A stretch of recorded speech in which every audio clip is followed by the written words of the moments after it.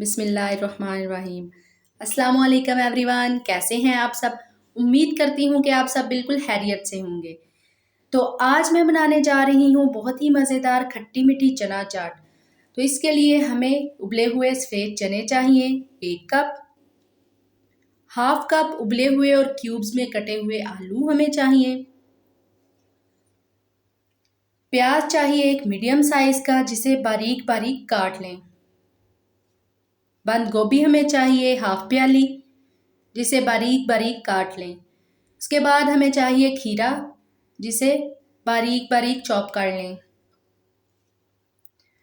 1 अदद हमें लेमन चाहिए, 1 मीडियम साइज का टमाटर जिसके बीज निकाल के उसे बारीक बारीक काट लेंगे। इमली की चटनी हमें चाहिए 2 टेबलस्पून, हरी चटनी दही मिली हमें चाहिए 3 टेबलस्पून और दही हमें चाहिए 150 ग्राम। तो सबसे पहले इस चाट को बनाने के लिए हम उबले हुए चने अपने बाउल में डाल देंगे। आलू को भी हम इसी बाउल में डाल देंगे। ये खट्टी मीठी चाट बहुत ही मज़े की बनती है। इसमें इमली का एक खट्टा सा फ्लेवर आता है और दही में मैंने थोड़ी सी चीनी मिक्स की हुई है जिससे इसमें मीठा भी जायका आता है। तो ये बहुत ही मज़े की बनती है, तो आप लोग इसे ज़रूर ट्राई कीजिएगा। जो जो चीज़ें हमने काट के रखी थी वो सारी हम इसमें ऐड कर देंगे। तो आप एक दफ़ा देखिएगा कि इसका कलर कम्बिनेशन कितना ही खूबसूरत लगता है, क्योंकि इसमें हमने खीरा भी डाला है, बंद गोभी भी और टमाटर और खीरे की वजह से इसकी खूबसूरती बहुत ज़्यादा बढ़ जाती है। तो अब हम इसमें इमली वाली चटनी डाल देंगे। ये इमली को मैंने कुछ देर पानी में भिगो के रखा था और फिर मैंने इसकी गुठलियाँ निकाल के इसका पानी इस्तेमाल किया इसमें। फिर मैं इसके ऊपर डालूँगी दही, हरी चटनी वाली दही, और अब मैं दूसरी दही इसमें शामिल करके इसे अच्छी तरह से मिक्स कर लूँगी।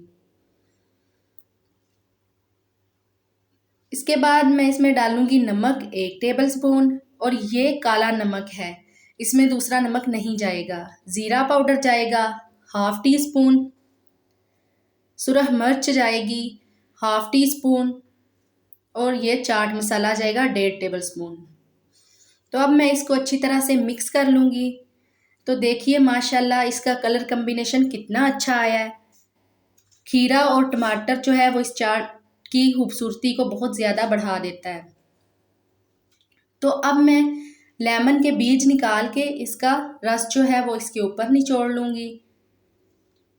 1 अदद लेमन जो है मैंने पहले उसके बीज निकाले और उसका जो रस है वो मैंने इस चाट के ऊपर डाल दिया। अब जो बाकी दही बची थी उसके साथ उसको मैं इसके ऊपर थोड़ा थोड़ा फैला लूँगी, और हरी चटनी वाली जो दही है वो भी मैं इसके ऊपर डालूँगी।